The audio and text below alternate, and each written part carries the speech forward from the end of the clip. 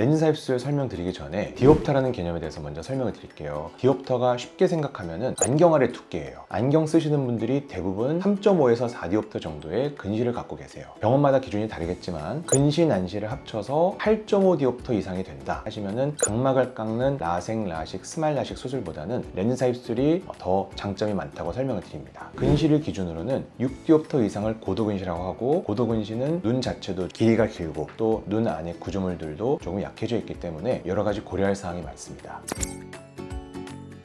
디옵터가 일정 양을 넘어가게 되면은 각막을 깎아서 생길 수 있는 건조증, 야간 빛 번짐이 많이 늘게 돼요. 그래서 우리가 어떤 수술이든 장단점을 저울질 해봐야 되겠지만, 그렇게 디옵터가 높아서 많이 깎는 경우에는 많이 깎느니 차라리 눈에 렌즈 삽입술을 하자 이렇게 되거든요. 그래서 렌즈 삽입술은 잠깐 모식도를 보여드리면은 얇은 근육 조직인 홍채와 렌즈 사이의 좁은 공간에 책꽂이에 책을 꽂아 넣듯이 렌즈를 넣게 됩니다. 보통 렌즈 모양은 이렇게 생겼거든요. 그래서 이런 렌즈를 여기에 삽입을 하게 되고, 삽입하고 나면 눈 상태는 이렇게 됩니다. 그 사이에 렌즈가 들어가서 다음날도 시력이 잘 나오게 되겠죠. 다만 이 렌즈 삽입술은 한 가지 단점이 있는데, 아무리 솜씨 좋은 의사가 정밀하게 수술을 했다 하더라도 1디옵터 내외의 오차가 남게 돼요. 1디옵터 정도의 오차를 근시 디옵터, 난시 디옵터가 낮은 분들은 많이 느끼시게 되는데, 높은 디옵터의 고도 근시, 아까 말씀드린 근시, 난시 합쳐서 8.5디옵터 이상이 되는 분들은 1디옵터 오차를 잘 못 느끼세요. 그래서 오차 생겼는데 저는 잘 모르겠는데, 저는 잘 보이는데 이렇게 말씀하시거든요. 오차가 문제가 되지 않은 범위에서는 렌즈 삽입술이 각막 깎는 수술보다는 훨씬 더 낫다고 볼 수 있겠습니다.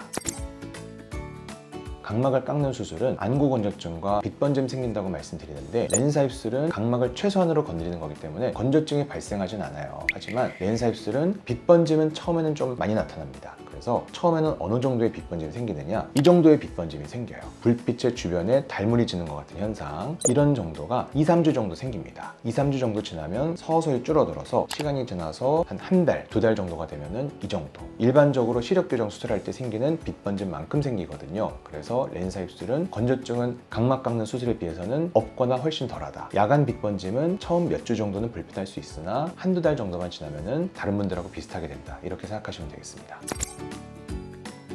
렌즈 삽입술은 두 가지 종류가 있어요. 처음에 설명했던 ICL이라는 책을 꽂아 넣듯이 들어가서 좁은 공간에 위치하는 ICL이 있고요. 두 번째는 위치가 본인 렌즈와 조리 역할하는 홍채 사이의 공간이 아니라 홍채 위에 살포시 얹는 이런 종류의 렌즈 삽입술도 있습니다. 이거를 전방 렌즈라고 하거든요. 알티플렉스라는 이름의 렌즈인데, 난시가 가끔 너무 심한 분들이 있어요. 근시 난시 비율이 일반적으로는 3대1 정도가 돼야 되는데, 근시의 3분의 1을 넘는다든지 아니면 난시 자체의 양이 3.5디옵터 이상이 되면은 저희가 전방 렌즈 삽입술을 설명드립니다. 전방 렌즈는 홍채가 자세히 보시면은 주름이 있거든요. 괄약근에 주름이 있는 것처럼 홍채도 얇은 근육 조직이 괄약근처럼 동공의 크기를 조절하는 거기 때문에 렌즈의 집게 부분이 주름을 잡게 되고, 그래서 이 난시축이 흔들리지 않게 보정을 하는 거거든요. 그래서 난시가 심한 분들은 전방 렌즈 삽입술이 훨씬 더 유리하다고 할 수 있겠습니다. 수술을 하고 나면 회복이 언제가 되는지, 일상생활은 언제부터 가능한지. 렌즈 삽입술은 수술하고 나면 다음날부터 시력이 잘 나오고요. 대신에 눈 안에 기구가 들어가서 수술하게 되는 만큼 최소 2주에서 3주 정도는 수영장, 사우나, 탕, 땀나는 운동, 머리 염색은 좀 피하셔야 되겠습니다. 그리고 항생제, 소염제 안약도 한 달 반, 2달까지는 유지하시는 게 좋을 것 같아요. 한 번은 이런 경우도 있었어요. ICL을 하셨는데 받으신 분이 하프 마라톤을 뛰시는 분이세요. 저희가 3주에서 한 달까지는 좀 안 하셨으면 좋겠으면 했는데, 그분이 또 못 참고 하셨어요. 일주일 만에 그걸 뛰셨는데 갑자기 렌즈가 축이 다 돌아가서 오신 거예요. 그래가지고 저희가 재수술한 경우도 있었습니다. 오히려 헬스나 필라테스 이런 것보다 유산소 운동, 눈에 계속 반복적으로 충격적인 행동이 가해질 수 있는 그런 운동을 피하시는 게 좋을 거예요. 예를 들어서 골프 연습장에서 200개씩 치신다든지 이런 것도 좀 안 좋을 것 같습니다.